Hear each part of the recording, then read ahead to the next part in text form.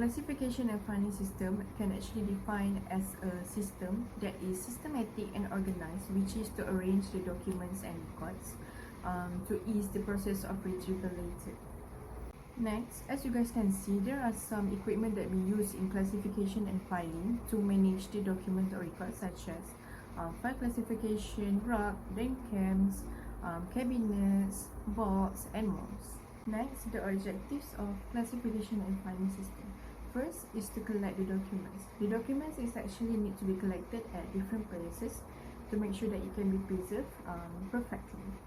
Second, to preserve the documents. The documents is actually needs to be safe from water, pets, rats, and also anything that can harm the documents or the records itself, since it is very sensitive and very confidential for the organization.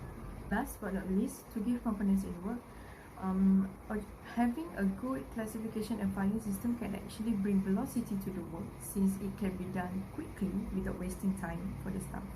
Next, the importance of filing system.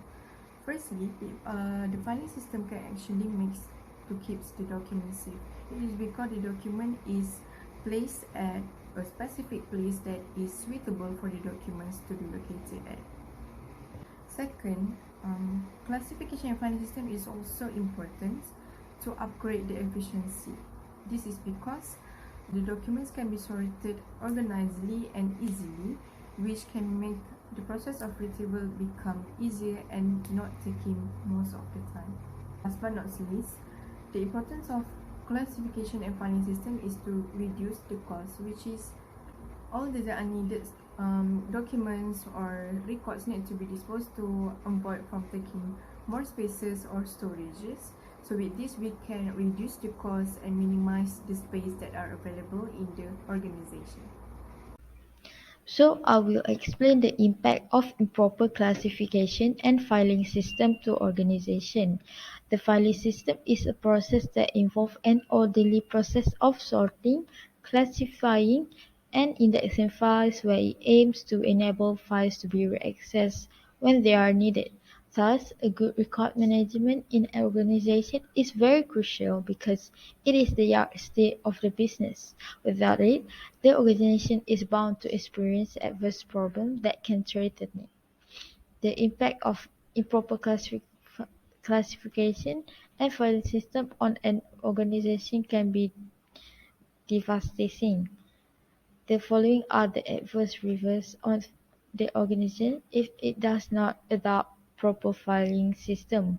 First of all is poor management decision making.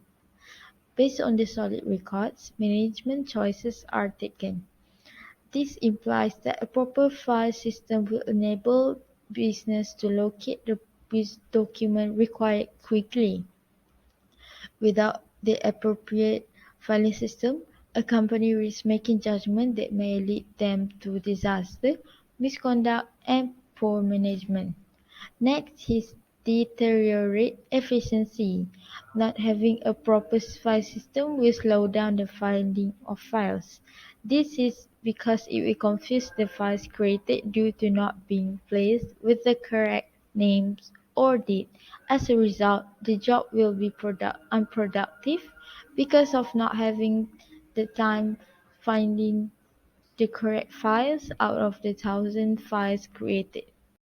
Next is duplication issues. Having an improper system may lead to the document duplication issues. There will be situations where employees cannot use the required document and then they created new documents where there will be duplication of file programs. This issue will occur if an organization does not have improper filing system. This will cause the search to be long, mainly when the record is used and updated by various departments. When the documents are not properly labeled, then the employee will be dealing with document clutter. Next is wasteful expenditure of money. The corporation needs to pay more for storing files since the paper takes up a lot of room. Storage that should be placed in the correct file is used to identify files that are not being used the right way. This will cause the organization to have to spend more money solely on storage. For online files, organizations need to spend more to buy more extensive online cloud storage to place documents. Next is current issues in the classification and filing system. In this sophisticated era, organizations have begun to shift from keeping records in the closets to keeping records online. Many positive effects can be used by organizations that use online storage. However, there are also issues in running electronic records. First of all is high cost and time consuming training. An organization needs to provide high cost and time consuming training for the staff to learn electronic record system. The training for the paper-based system may be most minor as it is easier. Although electronic records do not use much space to store, the cost of electronic documents is higher. In managing electronic records, you need to train staff on the excellent technical courses that will be used to execute software applications, computer hardware and operating systems as well as policies, law and procedures. The training is more expensive than paper-based system because it requires highly skilled teaching staff. Besides, the rapid pace of technological change has led organizations to appoint professional records managers or develop their team with proper skills to manage electronic records effectively and to come up with standard services for their users. Next is tracking electronic can be more complicated. Unlike paper records, electronic records may be more difficult to search the data that may be too overwhelming at once. Thus, standardizing how folders and documents are named can improve access to electronic records. Doing certain practices such as naming conventions, filing system schemes, metadata, and indexing can give organizations a greater access to electronic records and make tracking and retrieving them more accurate and efficient. Next is security concerns of information data. Electronic records may not be perishable as writing papers, but protecting them is very difficult. It would be hazardous if the electronic record were sent to the wrong hand. Although electronic records have a security system, an authorized person can gain access by hacking the system. After all, electronic records may contain difficult or essential company information. Therefore, record management should advise the staff so that the electronic records management is secure. Lastly is data can be easily manipulated. Managing electronic records can be challenging because they can be easily manipulated, deleted, or revised because of the information data exchange. It may lead to suspicion in making it as evidence. If the information has been changed, who changed it and why? If a record does not hold evidential weight, it could potentially harm a case being fought. Next, move to the background of the organisation information. The Companies Commission of Malaysia, or known in Malay as SSM, is a statutory government body that has been established in Malaysia under the Act of Parliament, which regulates matters related to corporate and business in Malaysia. SSM was also established and commenced operation on 16 April 2002 under the Companies Commission of Malaysia Act 2001, which took over the function of the Register of Companies and the Business Registration Office. The headquarters of the Companies Commission of Malaysia is located at Menara SSM, KL Central, Kuala Lumpur. This government body was created with one purpose, which is to function as an agency to incorporate companies and also register business. Next is vision and mission. For the vision is to be top-tier corporate registry and regulatory authority. And for the mission is first to develop and harness competent, efficient, productive and multi-skilled human resources for SSM through training and development program. And then, to instill good corporate governance and promote proper conduct amongst officers of corporation, business owner, industry groups, and professional body through continuous education. Next is for the function and activities. The first one is to assure that the provisions of the Companies Commission of Malaysia Act and legislation are administered, enforced, carried out and complied with. Second is to serve as the government's agent and provide services in administering, collecting and enforcing payment of prescribed fees or other costs imposed by the laws that are administered. Third is to carry out all activities and do all things required or advantageous and suitable for the administration of the Companies Commission or for any other purpose instructed by the Minister. Next, to encourage and promote appropriate behaviors among directors, secretaries, managers, and other officials of a corporation, self-regulated corporations, companies, business, industry grouping, and professional organization in the corporate sector in order to guarantee that all corporate and business operations are performed in line with recognized principle of good corporate governance. For the last is to improve and encourage the provision of corporate information under any of the laws administered and to design and develop a mechanism through which any corporate information received by the Companies Commission may be analysed and made available to the public. Next, for classification and filing system that developed by SSM. SSM is actually using MBRS, which is also known as the Malaysian Business Reporting System, which is a platform on Extensible Business Reporting Language (SBRL) format submission.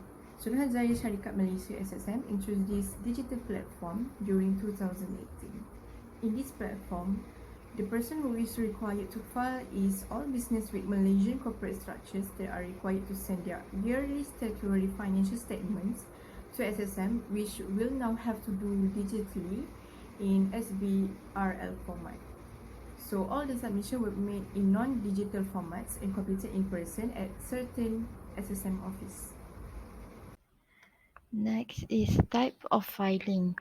All firms must provide a complete set of financial statement in XBRL format, with the exception of those that are exempt of filing as described. There are 4 different forms of financial statements that can be submitted. First of all is financial statements based on MFRS for public or private companies. Second is financial statements based on MPERS for private companies. Third is financial statements based on MFRS for company limited by guarantee. And lastly is financial statements for exempt private company. Next is types of exemption filing. All the exemption applications need to be filled and authorized for SSM prior to the necessary financial statements or key financial indicators via the MBRS website. There are many exemption applications that can be used in connection with the filing of financial statement keys and key financial indicators, including EA1, EA2, EA3, EA4, until the rest is EA8. So as the diagram below is the flowchart diagram of filing process by SSM. First, the evaluation will be screened for the next stage if the company is incorporated in Malaysia. If not, the company must attach the financial statements of the Malaysian Business Reporting System. MFRS is a digital filing platform developed by SSM to allow companies to digitally regulatory submissions of final statements, exemptions, applications, and annual returns following with MBRS filing requirements. In addition, the company must also needs to attach the financial statements of foreign companies (FC) and also key financial indicators. If all the information is complete, the company must state whether banking, financing, and insurance companies are regulated under BNM or not. If yes, the company can send it to the counter of SSM. If not, the company will need to send three different files, which are financial statements, exemption application, and financial indicators (KFI). This is the sample of filing by SSM. For the sample of SSM filing, there are several examples as shown. First, for this first part, there is one function, one activity, one sub-activity, and 6 transaction files. Finance is a function and matters to financial governance, accounts, finance, accounts, payments, benefits, procurement of supplies, service, and work. And financial governance is an activity. This is matters that related to affairs of delegation of financial authority, financial management, monitoring and reporting, statements, accounts, and financial adjustment. And then transaction are sub-activities. So it is matters relating to transaction withdrawals, transfers, expenses, as well as those relating to interest and dividends stated in bills and reports. And fund contribution, dividend income and interest are transaction files. Matters relating to the preparation of reports and contribution and funds obtained and in accordance with the subject matters and content of the transaction file itself. So there are 6 transaction files in this first part. The second sample of filing system by SSM has one function, one activity, and one sub-activity, and 3 transactions. The function for this file is financial, which is matters relating to financial governance. For the activity is payment that relating to the payment of expense, emoluments, salary deduction. For the sub-activity is emolument that matters relating to employee salary, final salary certificate, and emolument reimbursement. And for the transaction is staff salary, emolument refund, and the last one is final salary certificate. The description of the staff salary is matters that relating to correspondence matters regarding the payment of salaries as well as all type of allowance, final salary certificates, and repayment of emolument. Next, the description for the emoluments refund is matters related to refund of emoluments such as application and approval of refund, while for the final salary certificate is matters relating to correspondence matters regarding the payment of salary as well as all type of allowance, final certificate, and refunds of emolument, employees' contribution rates, EPF payments, cessation if contribution, deduction, and so on. That's all from me. Thank you.